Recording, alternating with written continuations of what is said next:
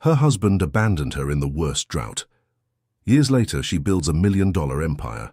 Sarah Mitchell never imagined she would wake up on an ordinary Tuesday to see her husband loading the last suitcases into the old pickup truck and driving off without even looking back. Married for 12 years with an 8-year-old daughter named Chloe, they were facing the worst dry spell the region had seen in decades. James had left a poorly written note on the kitchen table saying he could no longer support the family and that Sarah should go back to the city to live with her parents. The 15-acre rural property in the Oklahoma countryside, which had been their dream when they moved from the state capital, now felt like a nightmare of cracked earth and withered crops. Sarah held the paper with trembling hands, feeling the weight of reality crash down on her shoulders like a stone. Chloe was at school and didn't yet know her father had left. The 35-year-old woman, her dark hair mussed by the dry panhandle wind, looked out the window of the simple house and saw only cracked ground where verdant rows of corn and beans had once stood. Her parents called every day from Oklahoma City, insisting she come back. Her younger sister offered a room in her house until Sarah could get back on her feet.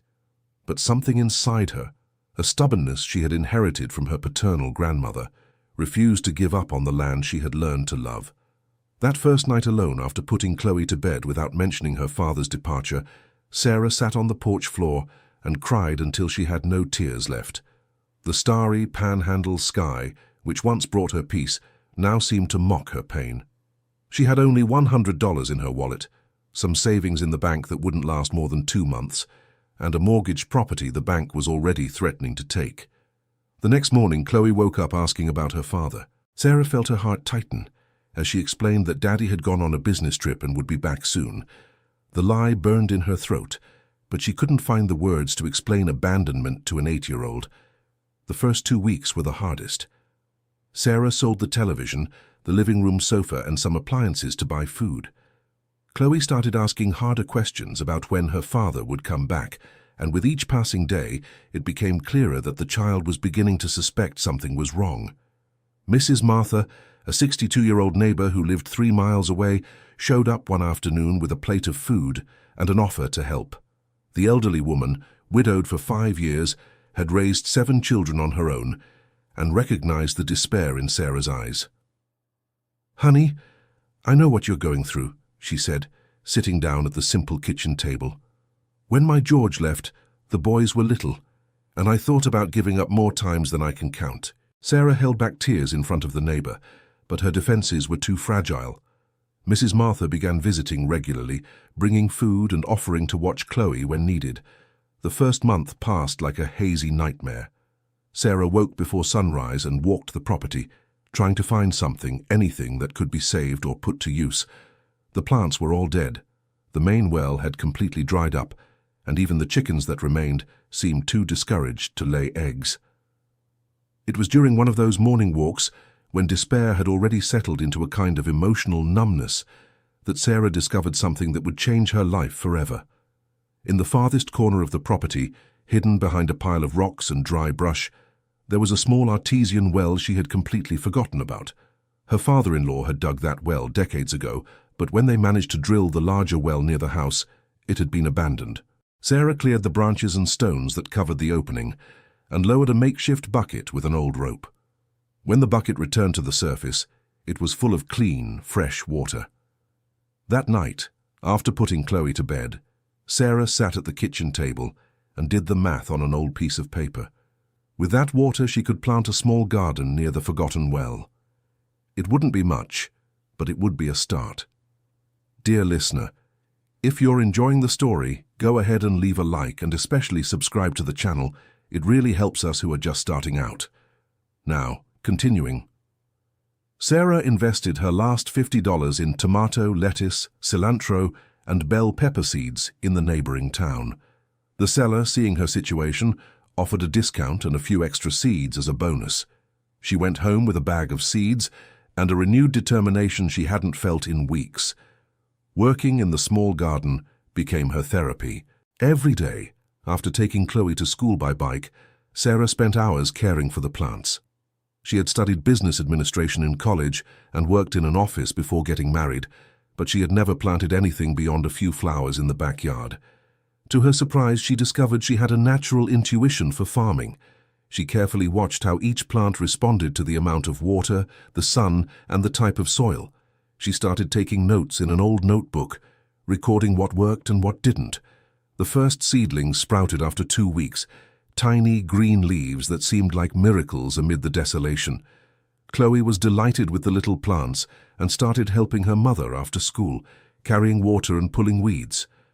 "Mum, when Dad comes back, he's going to be surprised by our garden," the girl said one day while watering the tomato plants. Sarah felt her heart sink, but she just smiled and agreed. She still hadn't found the courage to tell the truth about James's departure. The first harvest was modest, but significant. 3 dozen red, firm tomatoes, 2 dozen heads of lettuce, and a handful of bell peppers. Sarah set aside what they needed for their own use and took the rest to sell at the market in the neighboring town the following Saturday. At the market, she managed to sell her entire crop for $40. It was little money, but it represented hope. An older woman who bought her tomatoes commented on the distinctive flavor and asked if Sarah would have more the following week. "Your tomatoes have a flavor I haven't tasted in a long time," the customer said. "They're sweet and firm, not like those watery ones you see around." That comment planted a seed of possibility in Sarah's mind. Maybe she could turn this into something bigger. With the money from the sale, she bought more seeds and expanded the garden. She discovered she could plant in smaller, closer-spaced beds than the farming books recommended, making better use of the well water.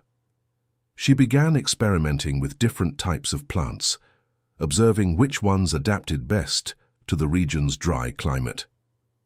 3 months after James's departure, Sarah was producing enough to sell at the market every Saturday and still have plenty for home. Mrs. Martha helped by looking after Chloe while she went to town to sell. The relationship between mother and daughter had grown stronger through their shared work in the garden. It was at one of these markets that Sarah met Mr. Arthur, a local merchant in his early 50s who owned a small natural food store. He had noticed the quality of Sarah's vegetables and approached her with a proposal. "Mrs. Mitchell, I have a small store, but I have regular customers who look for quality products," he said, examining her tomatoes. "If you can supply me regularly, I'll buy everything you produce." Mr. Arthur's proposal represented stability.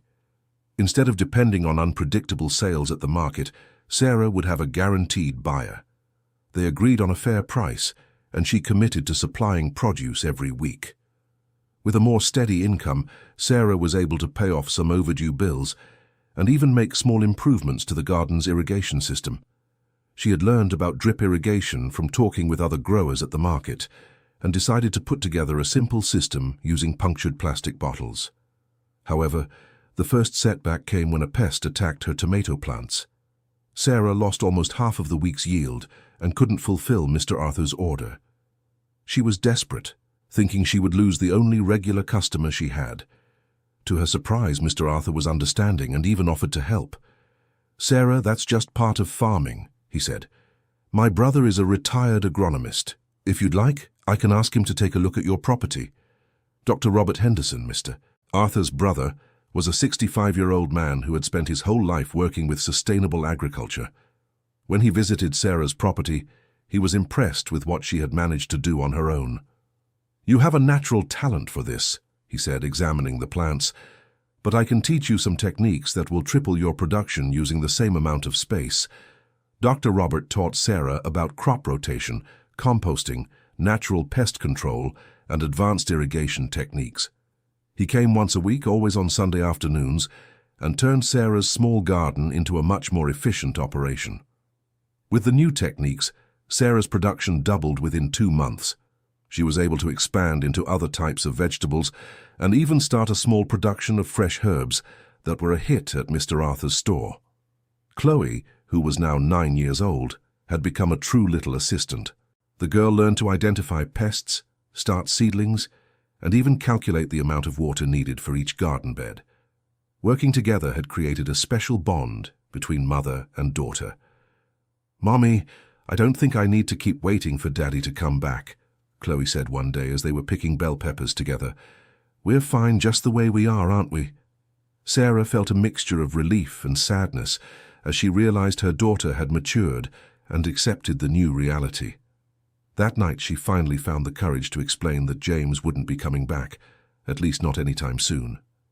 "Sweetheart, sometimes grown-ups make difficult decisions when they're scared or worried," Sarah explained, choosing her words carefully. "Your father is going through a hard time and decided it was better to leave." Chloe listened in silence and then asked, "Doesn't he love us anymore?" "He loves you very much, sweetheart. Sometimes people do the wrong thing even when they love someone." That conversation closed a chapter of lies and opened the door to a more honest relationship between them. 6 months after she started supplying Mr. Arthur, Sarah received an unexpected offer.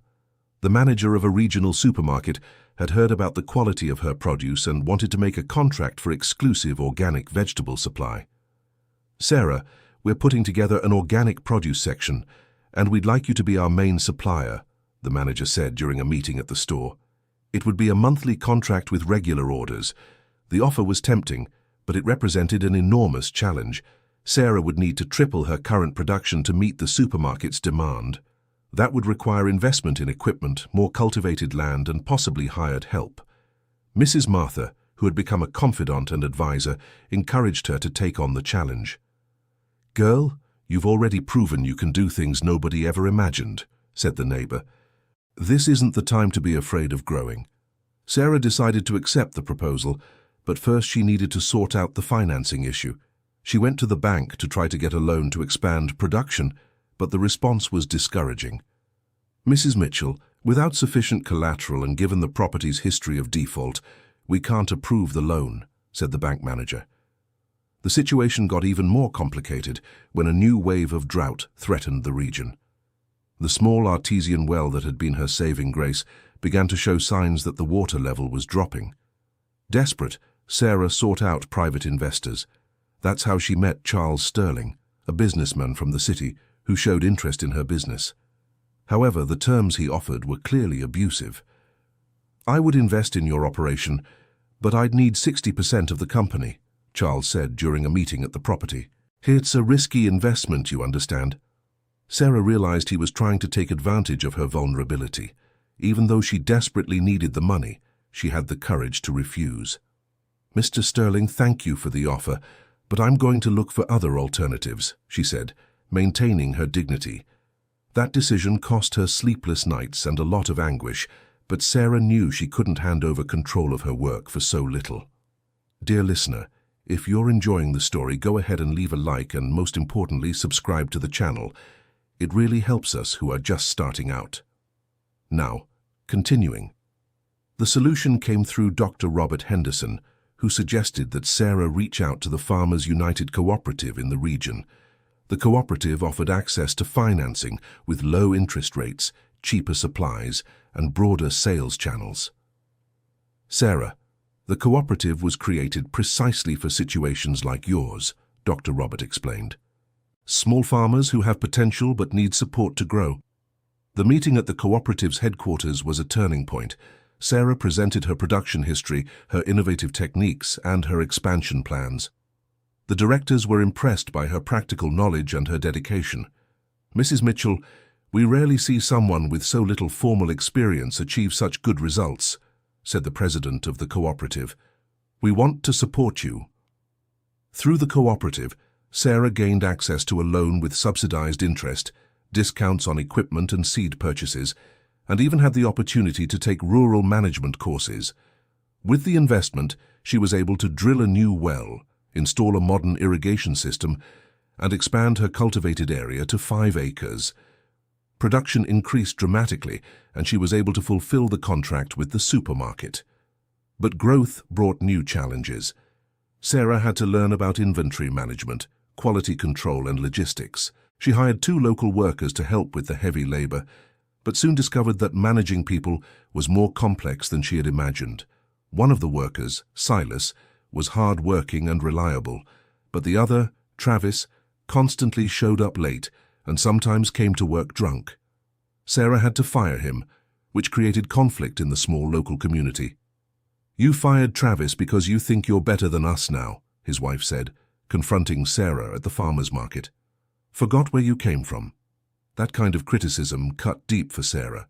She had never considered herself better than anyone, but she realized that success sometimes bred resentment in people she had considered friends. Dr. Robert advised her on how to handle these situations. "Sarah, when you grow, not everyone is happy for you," he said. "It's important to keep your feet on the ground, but don't let other people's envy stop you from moving forward." To replace Travis, Sarah hired Mrs. Gladys, a 50-year-old woman who had lost her job in the city and moved back to the countryside. Gladys proved to be an exemplary employee and quickly became Sarah's right-hand woman. With the team stabilized, production kept growing. Sarah began experimenting with more sophisticated crops: arugula, watercress, purple basil, and cherry tomatoes. These products had greater added value and were well received in the market. It was around that time that her story caught the attention of the local media. A reporter from the County Gazette wrote a feature about the woman who turned abandonment into success. The article highlighted how Sarah had managed to build a prosperous business after being abandoned by her husband. The article's impact went far beyond what she expected. Sarah received calls from other supermarkets interested in her products, invitations to speak at events about family farming, and even offers from television shows. One of the most important invitations came from the state's Department of Agriculture, which wanted Sarah to participate in a program to encourage women in farming. She accepted, even though she was shy about speaking in public. "I never imagined I'd be standing here talking to you," Sarah said during her first talk. 2 years ago, I didn't even know how to plant lettuce. What I've learned is that we're capable of much more than we imagine when push comes to shove." The talks became an additional source of income, and also a way for Sarah to give back by helping other women in similar situations. She created a kind of informal mentorship, receiving phone calls and visits from women seeking advice on farming. Chloe, now 11 years old, had become her mother's true business partner. The girl attended meetings with clients, helped with production calculations, and even gave her opinions on which crops to try. "Mom, I think we should plant strawberries," she suggested one day. "They're expensive at the market, and I'm sure we can grow better ones than the ones that come from outside." Chloe's suggestion turned out to be spot on. The strawberries Sarah grew became some of her most sought-after products, especially because she managed to produce sweet, large fruit almost all year round. After 3 years of operation, the small vegetable garden had grown into a 5-hectare farm that employed 8 people and supplied products to 6 supermarkets in the region. Sarah had managed to pay off all the property's debts and still had money invested in ongoing improvements. But success brought an unexpected problem. Roberto, a former employee Sarah had fired for stealing, started spreading rumors about the quality of her products. He told potential customers that Sarah used banned pesticides and that her organic products were fake. The rumors reached the ears of some important clients, who began to question the origin of her products. Sarah saw her sales drop for the first time in 2 years and was desperate. "Sarah, you need to act fast before this spreads further," advised Dr. Robert Henderson. "Reputation is everything in this business." Sarah decided to invest in official certifications that would prove the organic quality of her products. The process was expensive and time-consuming, but it was the only way to prove her honesty officially. During the 3 months it took to get the certifications, Sarah went through one of the most stressful periods since the start of the business. Some clients cancelled orders, and she had to temporarily lay off 2 employees. Chloe noticed her mother's distress and tried to comfort her. "Mom, people who know you're honest," the girl said. "Your real customers will stay." When she finally received the official organic product certifications, Sarah organized a visit from the local press to the property. The journalists were able to follow the entire production process and confirm that the rumors were unfounded. The article that came out in the newspapers not only cleared her reputation, but also brought in new clients who valued transparency. Sarah learned an important lesson about the importance of having official documentation in any business. With her reputation restored and strengthened, opportunities began to arise at a rapid pace. Sarah received a proposal to supply products to the most luxurious hotel chain in the region. The contract value was the largest she had ever seen. "Mrs. Mitchell, our guests are very demanding when it comes to food quality," explained the chain's executive chef. "We need products of the highest quality, delivered on time without any flaws." The contract represented a leap in quality for the business, but it also required a level of professionalism that Sarah had not yet achieved. She would need to invest in cold storage, refrigerated transport, and strict quality control. Once again, the cooperative was essential in making the growth possible. Through partnerships with other cooperatives, Sarah gained access to shared infrastructure that she could never have afforded on her own. The success with the hotel chain opened doors to other premium clients. Sophisticated restaurants in the capital began seeking Sarah out to supply specialty ingredients. She developed specific products such as microgreens and edible flowers that had much higher profit margins. It was during this phase of rapid growth that Sarah began to feel the weight of responsibility. She employed 15 people directly and knew that her decisions affected those families. At the same time, she missed having someone to share the difficult decisions with. Mrs. Martha remained her main confidant, but Sarah realized she needed more technical help. That was when she decided to hire Rachel, a newly graduated rural administrator who was interested in working with organic farming. Rachel brought organization and method to Sarah's business. She implemented inventory control systems, detailed cash flow management, and strategic planning. With the help of the young administrator, Sarah was able to gain a clearer vision of the business's potential. "Sarah, your numbers are impressive," Rachel said during a monthly meeting. "In 5 years, you've built an operation that moves more money than century-old farms in the region." Rachel also identified opportunities that Sarah had not noticed. She suggested creating a line of processed products, tomato sauces, preserves, dried seasonings, and jams that could have a longer shelf life and higher margins. Diversifying into processed products required new investment and learning. Sarah had to study food preservation, packaging, and even label design. She discovered she had a talent for creating unique flavor combinations. The tomato and basil sauce developed by Sarah became an immediate success. The recipe was her secret, based on a specific combination of tomatoes she grew and a cooking technique that enhanced the natural flavor.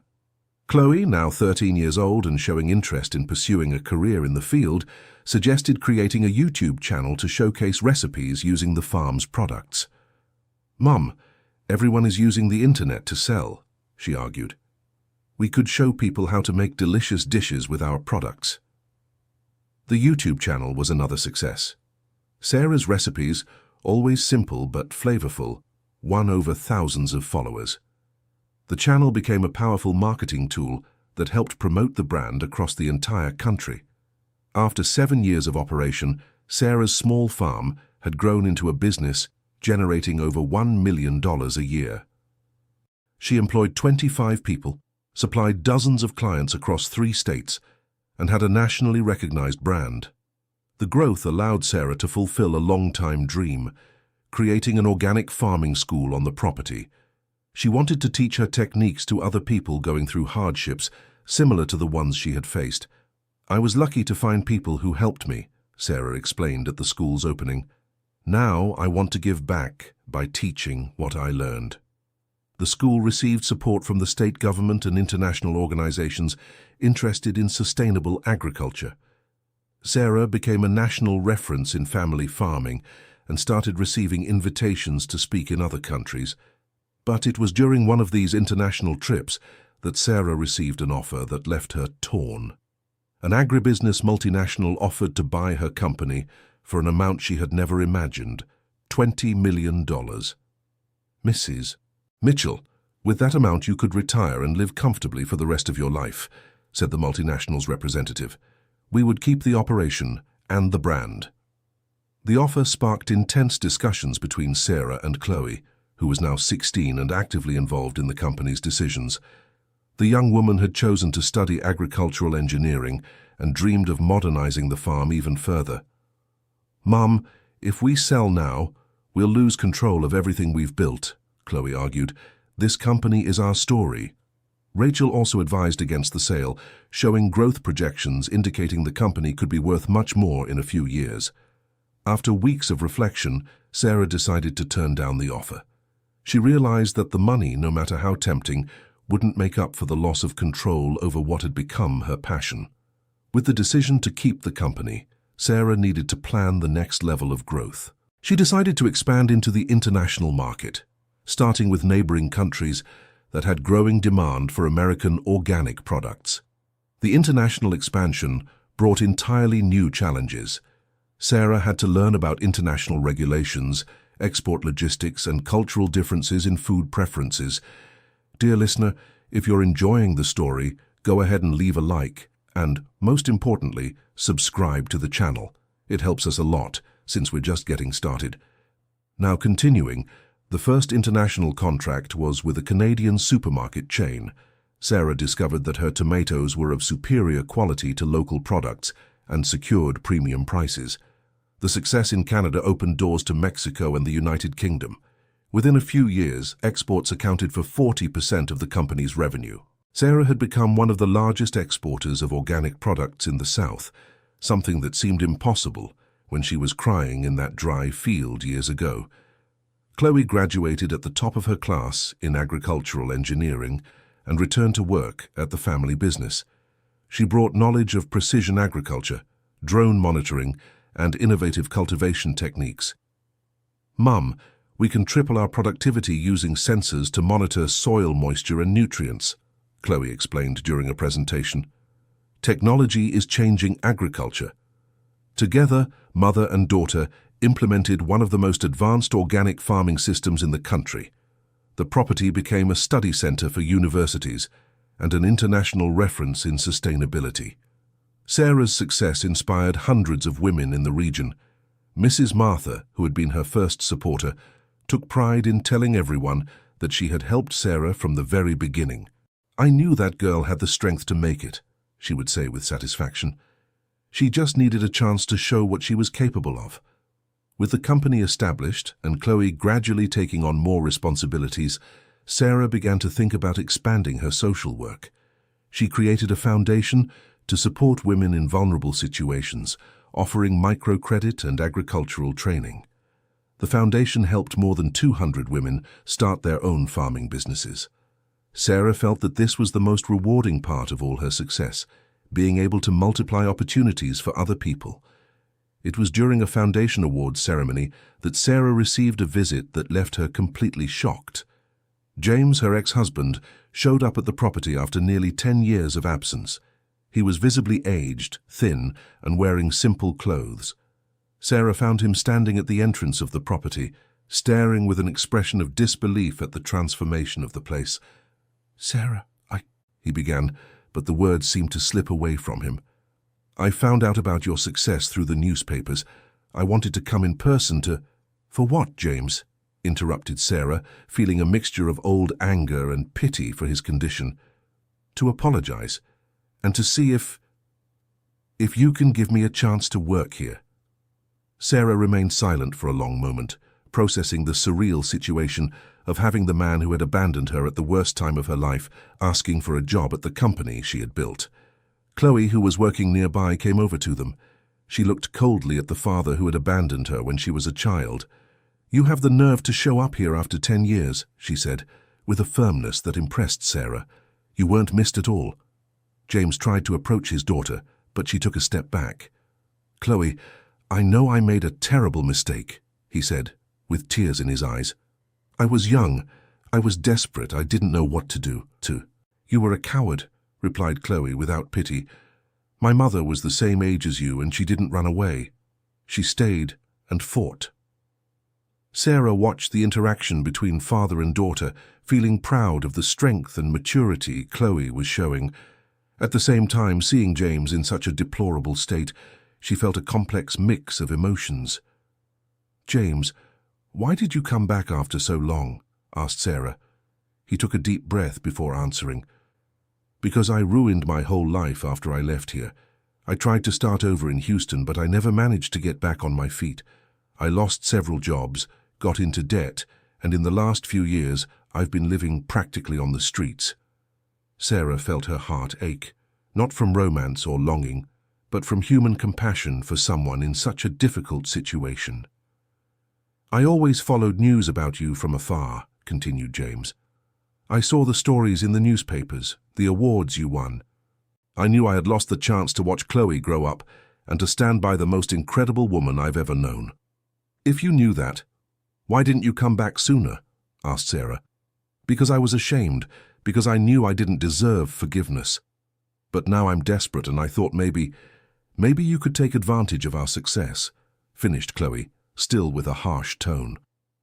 James lowered his head, acknowledging that it was exactly that. Sarah asked him to wait at Mrs. Martha's house while she and Chloe talked about the situation. The two of them went for a walk around the property that had changed so much since that terrible day of abandonment. "Mum, you're not thinking about giving him a job, are you?" asked Chloe, worried. "Sweetheart, I need to think carefully about this," replied Sarah. "It's not about giving him a second chance as a husband. That will never happen. But maybe it's about doing what's right as a human being." "He didn't do what was right when we needed him," Chloe argued. "That's true. But if I act the same way he did, what kind of person will I be?" They talked for hours, weighing the pros and cons. Sarah was torn between her justified resentment and the compassionate nature she had developed over the years. The next morning, Sarah called James for a definitive conversation. She had made a decision that would surprise everyone. "James, I'm not going to give you a job at my company," she said, and he lowered his head, bracing for the final rejection. "But I'm going to do something better." He looked up, confused. "I bought all the rural properties in this region over the past few years, including the farm that belonged to your family," Sarah continued. "I'm turning it all into a sustainable agricultural development center." James listened in silence, not understanding where she was going with this. "You can work there, learning modern farming, earning a decent salary and rebuilding yourself as a person. But not as my employee, rather as an employee of the center. You'll answer to other supervisors, you'll start from scratch, and if one day you prove you've truly changed, maybe you can earn your daughter's friendship." The offer moved James deeply. It was more than he expected and less than he might have wanted, but it represented a real opportunity to start over. "Sarah, why are you doing this?" he asked. Sarah looked at the property that had become an empire, at the daughter she had raised with so much love, at the entire life she had built from the ashes. "Because I learned that success means nothing if we don't use it to do good," she replied. "And because I want Chloe to see that strength doesn't mean coldness, and that forgiving doesn't mean forgetting." Chloe, who had been listening to the conversation, approached her mother with tears in her eyes. "Mom, you're the strongest and wisest person I know," she said, hugging Sarah. "And you're right. He can try to redeem himself, but far away from us." James worked for 2 years at the Agricultural Development Center. He learned modern farming techniques, managed to get back on his feet financially, and gradually rebuilt a respectful relationship with Chloe. He never tried to get back together with Sarah romantically again, understanding that he had lost that right forever. Sarah continued expanding her business and her social influence. At 45, she had become one of the most respected female agricultural entrepreneurs in the country, employing more than 200 people, and her story inspired millions of women. Chloe took over the technical management of the company and implemented innovations that placed the property among the most modern in the world. Mother and daughter worked in perfect harmony, combining Sarah's practical experience with Chloe's scientific knowledge. The property that was once the setting of abandonment and despair had become a symbol of resilience and hope. Sarah built a new house on the spot where the small artesian well that had saved her life once stood, keeping the original well as a memorial to her journey. In the afternoons, when work was done, Sarah liked to sit in that spot and remember everything she had been through. She thought about the desperate woman she had been and felt proud of the strong woman she had become. Mrs. Martha, now 72, continued visiting regularly, always taking pride in saying she had helped Sarah from the very beginning. Dr. Robert Henderson, even in retirement, still gave occasional advice and considered himself an adoptive grandfather to Chloe. Rachel had become a minority partner in the company and one of the most respected female agricultural executives in the country. Her partnership with Sarah proved that combining practical experience with formal knowledge could produce extraordinary results. The foundation Sarah had created had already helped over 1,000 women start their own businesses. Many of them became suppliers to Sarah's own company, creating a mutual support network that strengthened the entire region. In her lectures across the country, Sarah always ended by telling audiences that the secret to success wasn't in never falling, but in always getting back up. She said that every tear shed on that dry field had turned into a seed of determination. Sarah's story proved that no abandonment is capable of destroying a truly determined woman, that sometimes the greatest betrayal can become the greatest liberation, and that when a woman decides to fight for her dreams, she is capable of turning desert into garden, abandonment into empire, and pain into power. Chloe grew up seeing her mother as proof that it's possible to rebuild your life as many times as necessary. She learned that strength isn't in never falling, but in always getting back up stronger. The empire Sarah built wasn't made merely of money or property. It was made of reclaimed dignity, restored self-worth, and the certainty that when a woman decides not to give up on herself, she becomes unstoppable. On the hardest days of her business journey, when the pressures of growth seemed overwhelming, Sarah would mentally return to that moment when she was sitting on the porch floor, crying and hopeless.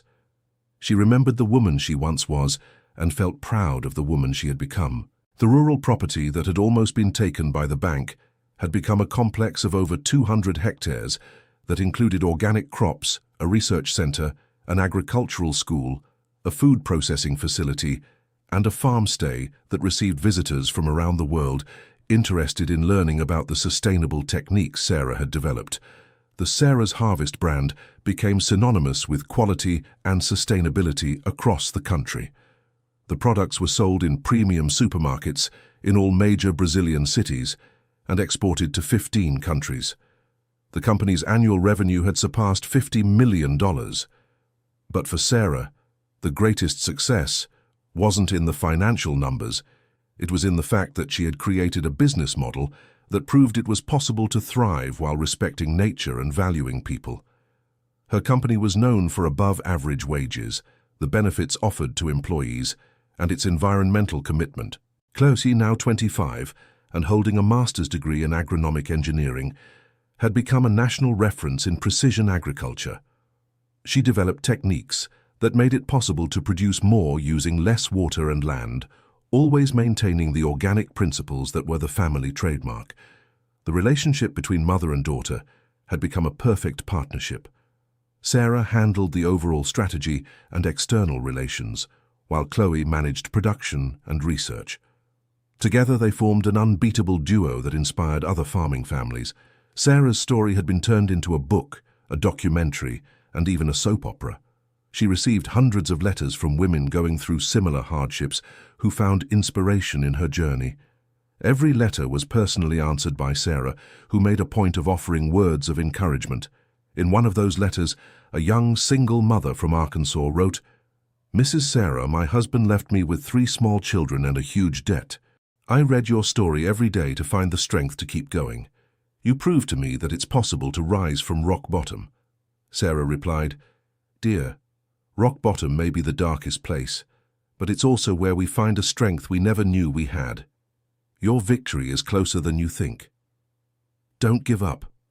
At 48, Sarah had become an international speaker, written 2 books on sustainable agriculture and women's entrepreneurship, and received dozens of national and international awards.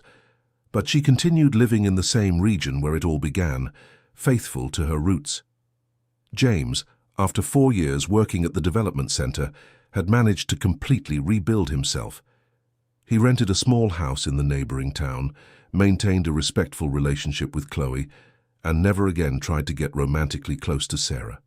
He understood that he had forever lost the right to be part of their intimate lives. On special occasions like Chloe's birthday, James was invited to have lunch at the property. Those gatherings were cordial but formal. Sarah had forgiven, but not forgotten. Chloe had learned to see her father as a dear acquaintance, but she never recovered the filial love she had lost. During one of those lunches, James commented, "Sarah, I look at everything you've built, and I feel proud, but also ashamed. Proud to have been married to such an incredible woman, ashamed for having been too weak to stand by your side in the fight. Sarah replied with the wisdom she had gained. James, each person has their own journey. Mine needed to be walked alone so I could discover my strength. Maybe if you had stayed, I never would have found out what I'm capable of. That answer summed up the life philosophy Sarah had developed. She believed that even betrayals and abandonments had a purpose in the grand design of life. Her pain had turned into fuel for a transformation that benefited thousands of people. The property where Sarah nearly lost everything had become a pilgrimage site for women entrepreneurs. Groups of university students, executives, and business owners regularly visited to learn about her story and study her techniques. Sarah always received these groups personally, telling her story without glossing over the hardships, but always ending with the message that it's possible to rebuild your life as many times as needed. The difference between failing and winning, she would say, isn't in never falling. It's in getting up one more time than we fall. Her company continued to grow, but Sarah had learned to balance professional success with personal well-being. She set aside time to take care of herself, travel with Chloe, read books that weren't about agriculture, and maintain genuine relationships with true friends.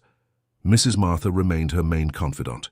The two met every Sunday afternoon to talk about life, share concerns, and celebrate victories. The elderly neighbor had become a second mother to Sarah and a grandmother to Chloe. "Girl, do you remember when you came here crying because you didn't even have money to buy coffee?" Mrs. Martha asked during one of those conversations. "I remember as if it were yesterday," Sarah replied, "and I also remember you showing up with that plate of food and a heart full of kindness." "I knew you would make it," the old woman said. "A woman who cries but doesn't give up always finds her way." These conversations with Mrs. Martha kept Sarah connected to her roots and reminded her of the importance of human solidarity on her journey. Chloe had found love with Nathan, an environmental engineer she met during a sustainability conference. The young man was drawn not only to her intelligence, but also to her family story and the values she had learned from Sarah. Chloe's engagement was celebrated at the property with a party that brought together more than 500 guests, including farmers, executives, politicians, and ordinary folks from the region who had followed the family's journey. Sarah felt deeply emotional watching her daughter build her own love story based on mutual respect and shared goals. It was proof that the wounds of paternal abandonment had not kept Chloe from trusting in true love. During the party, Sarah was called upon to give a speech. She spoke about how life sometimes takes everything from us to teach us that we are capable of building something even better. 15 years ago, I was sitting on this very same land, without a penny, without hope, without plans for the future, she said, visibly moved. Today I celebrate not just my daughter's engagement, but the proof that when a woman decides to fight for her dreams, she can turn any abandonment into victory. The speech received a standing ovation from everyone present. Many women were crying, recognizing in Sarah the strength they themselves carried within.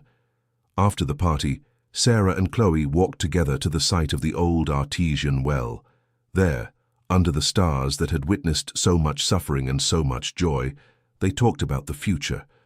"Mom, do you have any regrets about the choices you made?" Chloe asked. Sarah thought for a moment before answering. "Sweetheart, I regret having wasted tears on someone who didn't deserve them. But I don't regret fighting, persevering, believing in the two of us when no one else believed. And if Dad hadn't left, do you think our life would have been better? It would have been different, that's for sure, but I don't know if it would have been better. Maybe I never would have discovered my strength. Maybe you never would have learned that you can count on yourself. Maybe we never would have built such a special partnership." Chloe smiled and hugged her mother. "Thank you for teaching me that a woman can be strong without losing her tenderness, can be successful without losing her humility, and can forgive without forgetting the lessons." That night, Sarah fell asleep with the certainty that she had fulfilled her mission as a mother. She had raised a strong, independent daughter capable of building her own dreams. Chloe's wedding was celebrated a year later on the same property, in a ceremony that symbolized not only the union of two young people in love, but also the consolidation of a family dynasty built on honest work and perseverance. Nathan integrated perfectly into the family business, bringing knowledge about renewable energy and clean technologies that made the property even more sustainable. Sarah, at 50 years old, had become the grandmother of twins, a boy and a girl who filled her life with new joy. She loved taking care of her grandchildren, telling them stories about the farm, and teaching them their first steps in agriculture. Watching her grandchildren play in the soil she had almost lost, Sarah remembered how dark her hardest night had been and how bright her life had become. The company continued to grow under the shared management of Sarah, Chloe, and Nathan. They implemented cutting-edge technologies, expanded into new markets, and always maintained their commitment to sustainability and social responsibility. The Agricultural Development Center created by Sarah had become a world reference, receiving students and researchers from dozens of countries interested in learning about tropical organic farming. James continued working at the center, had specialized in composting, and had become a respected employee. He never remarried, dedicating his energy to redeeming himself through honest work and a respectful relationship with his daughter and grandchildren. Sarah's foundation had grown exponentially, serving women in all states and even in neighboring countries. Hundreds of stories of overcoming adversity were recorded every year, proving that the social entrepreneurship model worked. Sarah Mitchell received honorary doctorate degrees from 3 different universities in recognition of her contribution to sustainable agriculture and female empowerment. Each degree moved her deeply, reminding her of the woman with no formal education who had become an international authority. In her lectures, Sarah always emphasized that knowledge can come in many forms, from necessity, from observation, from trial and error, from learning with more experienced people. "I didn't have a diploma when I started," she would say, "but I had necessity, determination, and a willingness to learn. Sometimes that's more valuable than any certificate." Her autobiography, From Abandonment to Empire, became an international bestseller, being translated into 15 languages. The book inspired public policies supporting rural women in several countries. Sarah's property had expanded to over 500 hectares, but she maintained the simplicity that had always characterized her. She continued waking up early, personally visiting all the cultivation areas, and keeping a close relationship with her employees. At 55 years old, Sarah was invited to be the keynote speaker at the World Conference on Sustainable Agriculture, held in Switzerland. It was the first time a Brazilian farmer without formal academic training had received such an honor. In her speech, she told her complete story, from abandonment to empire, emphasizing that true success is not measured only in financial numbers, but also in the positive impact on other people's lives. "My greatest pride," she told the international audience, "is not the millions my company earns, but the hundreds of women who found strength in my story to build their own victories." The speech was broadcast live to more than 100 countries and seen by millions of people. Sarah received thousands of messages from women all over the world thanking her for the inspiration. A German businesswoman wrote, "Your story taught me that there are no obstacles too big when we have enough determination." An Indian farmer commented, "You showed me that a woman can build an empire without losing her humanity." These messages confirmed to Sarah that her mission went far beyond personal success. She had become a symbol of hope for millions of women facing similar difficulties. Chloe, who now directed the company's international expansion, had developed strategic partnerships that took the techniques developed by Sarah to more than 20 countries.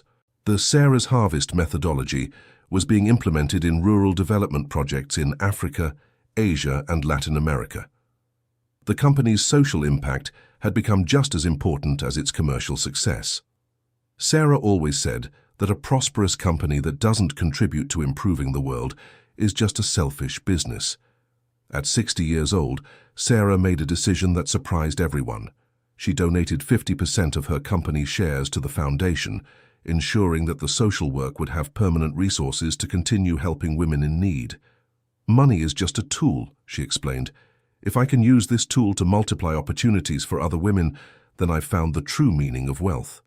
Sarah's decision inspired other Brazilian entrepreneurs to adopt similar practices of social responsibility.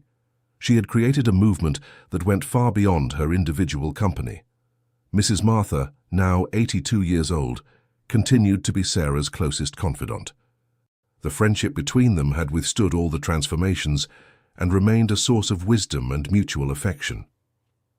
"Sarah, do you remember when I said I was sure you were going to make it?" the elderly woman asked during one of their Sunday conversations.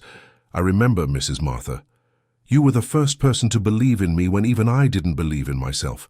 It's because I recognized in you the same strength my mother had. A woman who never gives up on herself always finds her way." These conversations with Mrs. Martha kept Sarah connected to her core values and reminded her of the importance of never forgetting where she came from.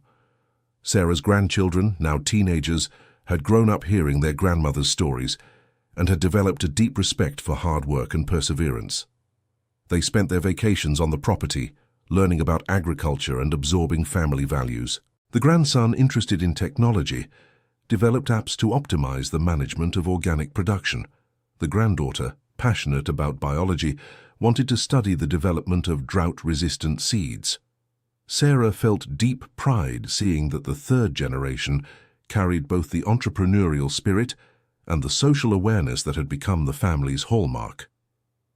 During a family meeting to plan the company's future, Sarah announced her decision to gradually transfer more responsibilities to Chloe and Nathan, preparing her succession. "I built this empire for you," she said, emotional, "but I want to see you take it even further while I'm still alive to be proud of you." Chloe, now 35, the same age Sarah was when she was abandoned, had become an internationally respected executive, but she never lost the simplicity and the values learned from her mother. The leadership transition was done gradually, with Sarah maintaining a strategic advisory role while Chloe took over as executive president of the company. Chloe's first ambitious project as president was the creation of a sustainable agriculture university on the property, offering free courses to children of low-income farmers. "Mum, I want to multiply your legacy by educating the next generation of sustainable farmers," Chloe explained during the project presentation. Sarah was moved to see that she had raised not only a competent successor, but also a leader with a broad social vision. The university was inaugurated 2 years later, with Sarah as honorary chancellor and Chloe as executive chancellor. The project attracted support from international organizations and became a model for other countries. During the inauguration ceremony, Sarah gave a speech that summed up her life philosophy. 25 years ago, I was sitting on this land without hope, without resources, without prospects. Today, we inaugurate a university that will educate thousands of young people to build a more sustainable and just world. This proves to me that there is no end of the line for those who never stop dreaming. The speech was applauded by an audience that included ministers, ambassadors, chancellors of international universities, and hundreds of students. But for Sarah, the most meaningful applause came from Mrs. Martha, Chloe, and her grandchildren. At 65, Sarah had become national heritage. Her story was taught in schools as an example of overcoming adversity and entrepreneurship. Streets and squares in dozens of Brazilian cities bore her name. But she continued to live in the same region where it all began, maintaining her simple habits and close relationship with the local community. James, now 70, had retired from the development center, but continued to live in the region. His relationship with the family had settled at a respectful but distant level. He attended important family events, but never recovered the lost intimacy. During Mrs. Martha's 70th birthday, James approached Sarah and said, "Sarah, I wanted you to know that despite all my mistakes, I'm very proud of having been married to you. You are the most extraordinary woman I have ever met." Sarah responded with the wisdom she had acquired. "James, each of us has our own journey. Mine needed to include learning to be strong on my own. Thank you for being part of my story, even if not in the way we had planned." That conversation represented a kind of final closure to a cycle that had begun with pain and abandonment and ended with understanding and forgiveness. Sarah's company continued to grow under Chloe's leadership, while always maintaining the values of sustainability and social responsibility that were its hallmark. Nathan developed innovative technologies that made organic farming more efficient and accessible, helping to democratize access to healthy food. Sarah's grandchildren, now college students, spent their weekends on the property, absorbing knowledge and preparing to eventually take on their responsibilities in the family business. Sarah spent her days dividing time between strategic consulting for the company, work at the foundation, inspirational speaking engagements, and moments of rest with her family. She had learned to balance work and personal life in a way that allowed her to enjoy every achievement without forgetting to live in the present. Her mornings began with walks around the property, observing the plants, talking with employees, and planning improvements. Her afternoons were dedicated to strategy meetings, reviewing foundation projects or spending time with her grandchildren. Her evenings were reserved for reading, conversations with Chloe about the future of the company, or simply contemplating the transformation that had taken place in her life. During one of those contemplative evenings, Sarah returned to the spot where the old artesian well that had saved her life once stood. There, under the same starry sky that had witnessed her tears of despair, she reflected on her entire journey. She remembered the desperate woman she had been, the frightened child Chloe had been, the dry and hopeless property she had nearly lost. She compared that with the strong woman she had become, the successful and happy daughter she had raised, and the sustainable empire she had built. "Thank you," she said aloud, addressing the universe, the circumstances that had shaped her, the people who had helped her, and above all her own inner strength that had never abandoned her. That night, Sarah slept with the absolute certainty that she had fulfilled her mission in life. She had transformed abandonment into an empire, pain into power, tears into seeds of hope for millions of women. Her story proved that no betrayal is capable of destroying a truly determined woman, that sometimes the greatest hardship can become the greatest opportunity, and that when a woman decides not to give up on herself, she becomes an unstoppable force capable of changing the world. The empire Sarah built was not made only of land, plants, and money. It was made of reclaimed dignity, restored self-love, genuine relationships, positive social impact, and the certainty that it is always possible to start over, no matter how dark the night. Chloe grew up seeing her mother as living proof that a woman can be both strong and sensitive, successful and humble, powerful and compassionate. She learned that strength does not mean never falling, but always getting back up. That success is not just accumulating wealth, but also making a difference in other people's lives. Sarah Mitchell's story became an inspiring legend for generations of women who learned that abandonment is not an end, it is a beginning, that betrayal is not destruction, it is liberation, and that a determined woman can turn any desert into a blooming garden. The end. Now tell us what you thought of Sarah's story. Do you know any woman as strong as her? Leave a like if this story touched your heart, and subscribe to the channel so you don't miss other inspiring stories of overcoming adversity. Having you here means so much to us.